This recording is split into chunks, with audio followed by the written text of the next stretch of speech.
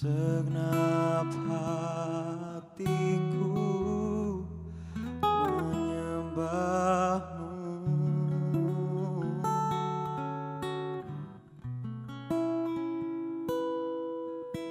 seluruh jiwaku memujimu.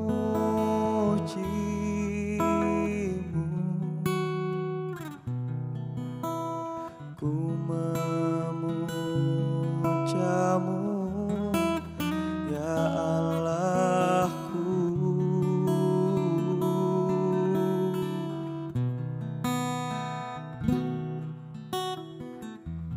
Ku berikan hatiku dan jiwaku, semuanya bagimu di dalam hidupku, di setiap waktu. Nyatakan jalanmu.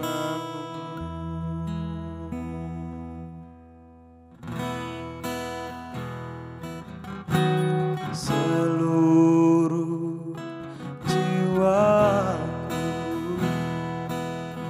memujimu,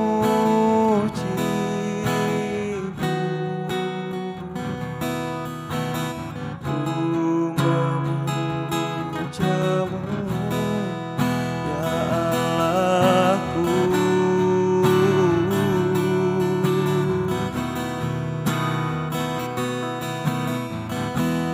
Ku berikan hatiku dan jiwaku,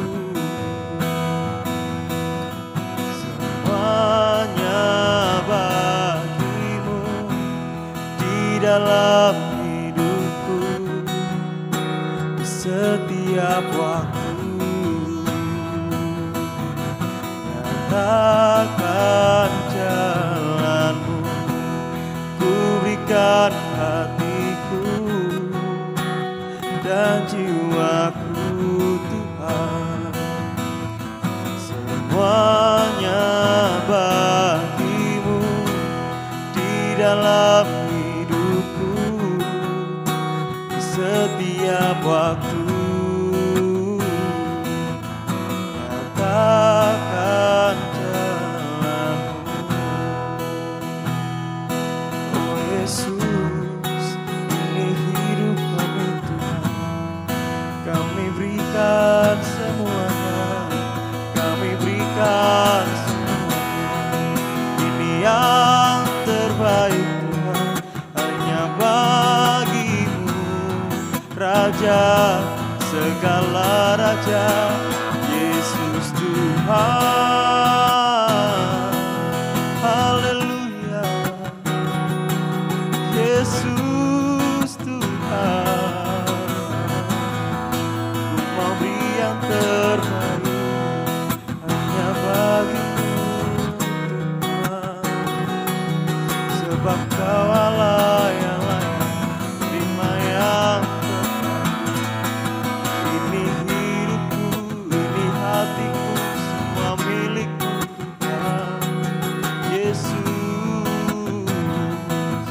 Haleluya, ku berikan semuanya, ku berikan yang terbaik. Mari Roh Kudus, terimalah persembahan kami. Haleluya,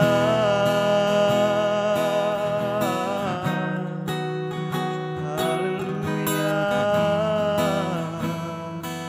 Yesus Tuhan, haleluya. Yesus Tuhan, haleluya. Kami berikan yang terbaik hanya bagimu Tuhan. Ini hidupku, ini hatiku Tuhan, ku mau beri semua yang terbaik hanya bagimu, Yesus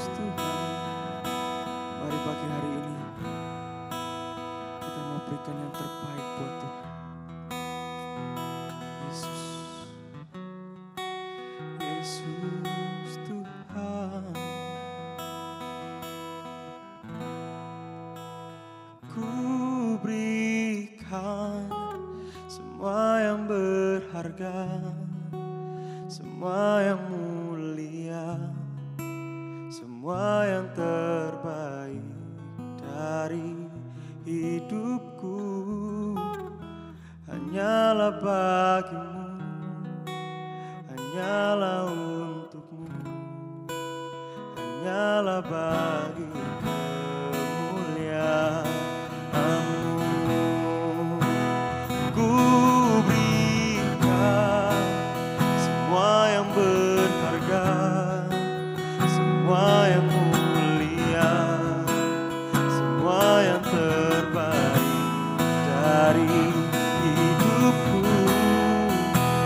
hanyalah untukmu, hanyalah bagimu, hanyalah bagi kemuliaan-Mu. Ku berikan semua yang berharga, semua yang mulia, semua yang terbaik dari hidupku hanyalah bagimu, hanyalah untukmu, hanyalah bagi kemuliaan-Mu, hanya bagi kemuliaan-Mu, hanya bagi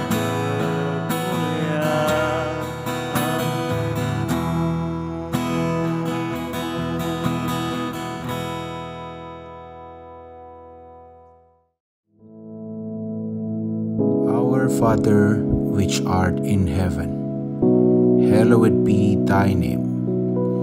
Thy kingdom come, thy will be done in earth as it is in heaven. Give us this day our daily bread, and forgive us our debts, as we forgive our debtors. And lead us not into temptation, but deliver us from evil. For thine is the kingdom, and the power, and the glory, forever. Amen.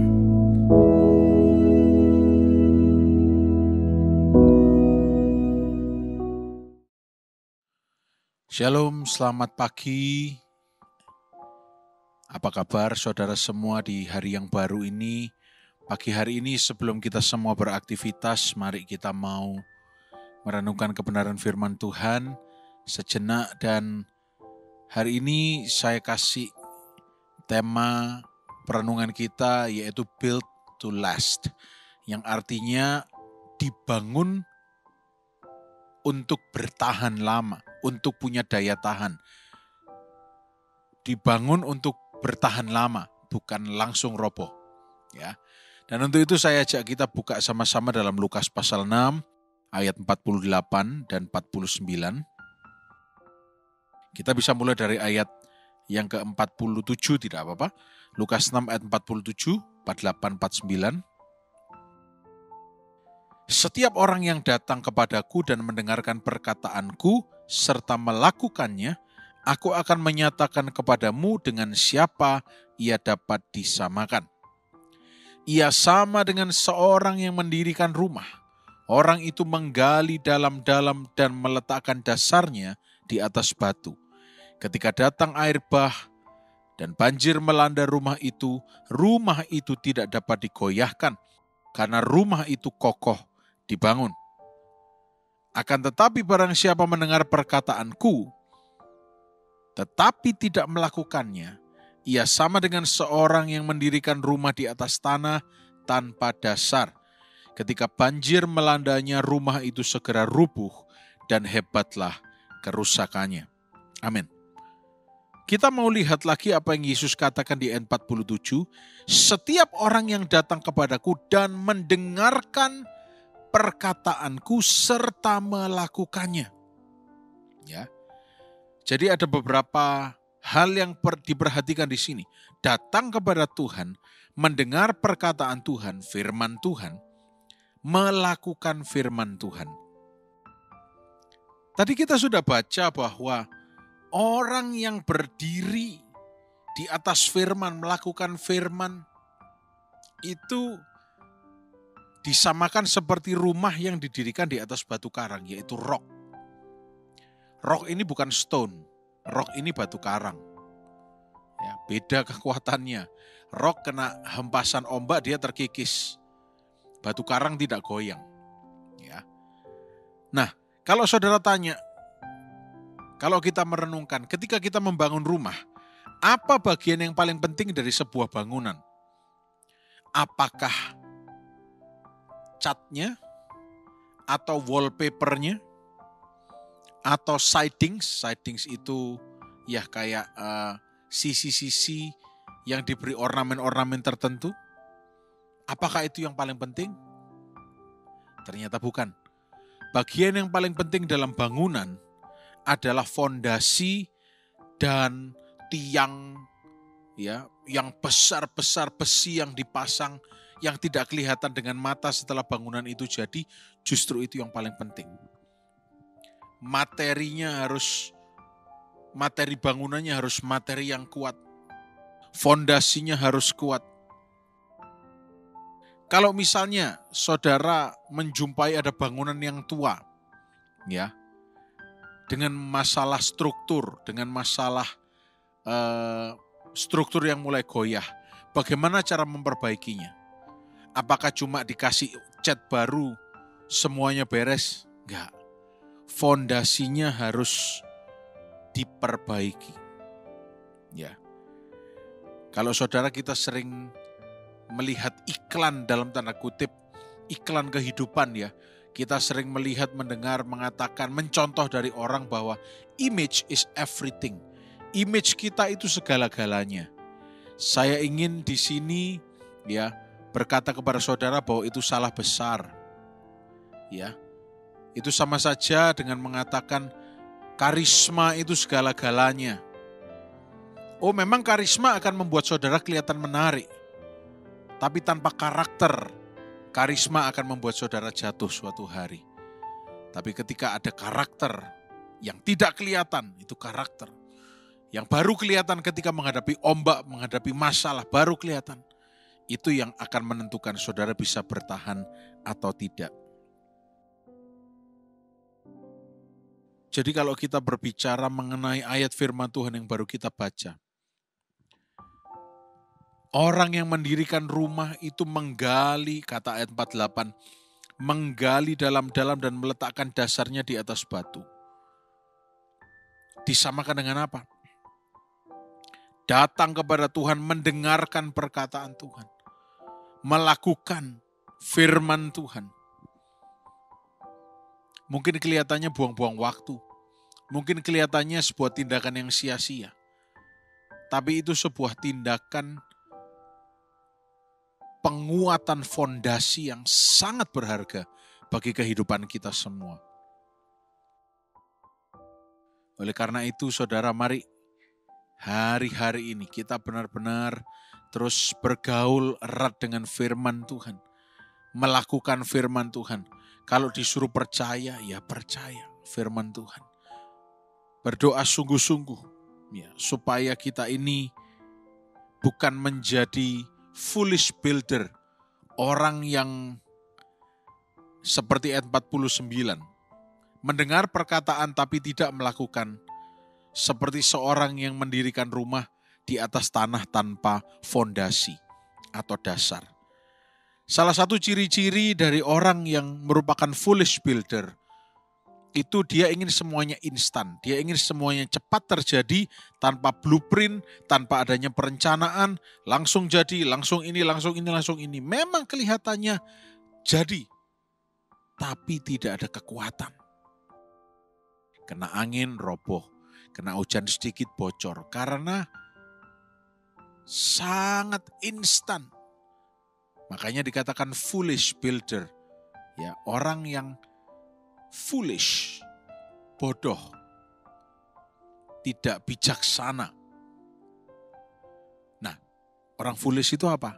Mendengar firman Tuhan, oh iya, tapi tidak melakukan firman Tuhan. Tahu kalau rumah itu harusnya diperlakukan seperti apa, tapi tidak dilakukan.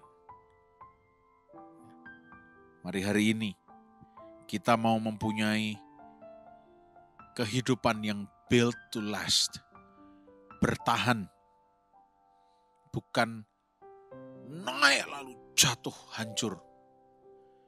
Tapi kita mungkin kelihatan perlahan, tapi long lasting, ya. Oh, daya tahannya bagus sekali. Orang yang bijaksana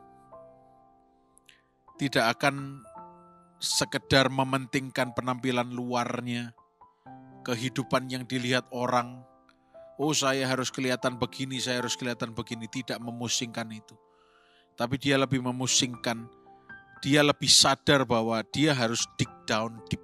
Dia harus gali dengan dalam. Dia harus benar-benar bahasa ayat ini ya, berendam dalam kebenaran firman Tuhan, menyingkirkan semua dirt, semua debu, semua kotoran pasir yang bisa mengganggu kekuatan struktur.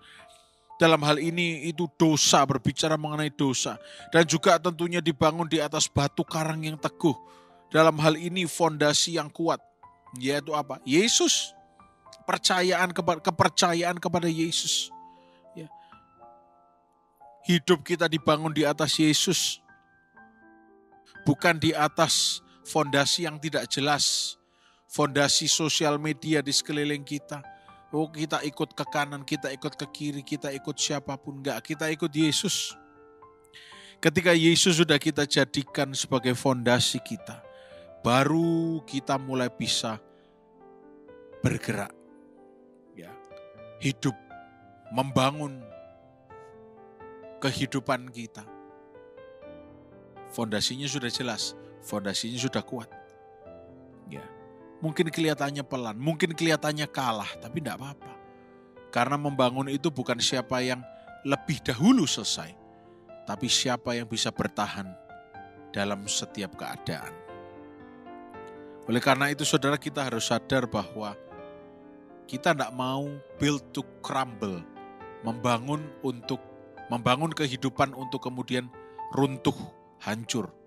Tapi kita mau build to last, dibangun untuk bertahan, menghadapi apapun juga, biar kehidupan kekristenan kita build to last, bukan build to crumble. Menghadapi tantangan sedikit, tidak percaya Yesus. Menghadapi masalah sedikit, kecewa sama Yesus. Karena fondasinya kurang kuat. Mungkin cuma mendengar firman. Katanya seperti ini Yesus. Nah itu dia, karena cuma dengar. Tapi kalau kita dengar dan kita belajar melakukan firman, kita tahu bahwa kalau kita sudah melakukan firman, kita sudah berada di jalur yang tepat. Apapun tantangannya, kita sudah di jalur yang tepat, nggak mungkin salah.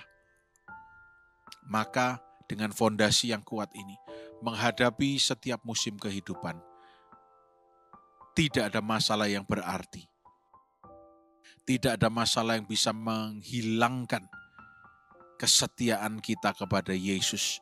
Seperti halnya Yesus yang sudah setia dalam hidup kita. Jadi saudara, biar pagi hari ini menjadi perenungan kita. Mungkin ketika kita datang pada Yesus dan ketika kita belajar untuk melakukan firman Tuhan, mungkin sulit untuk dilakukan.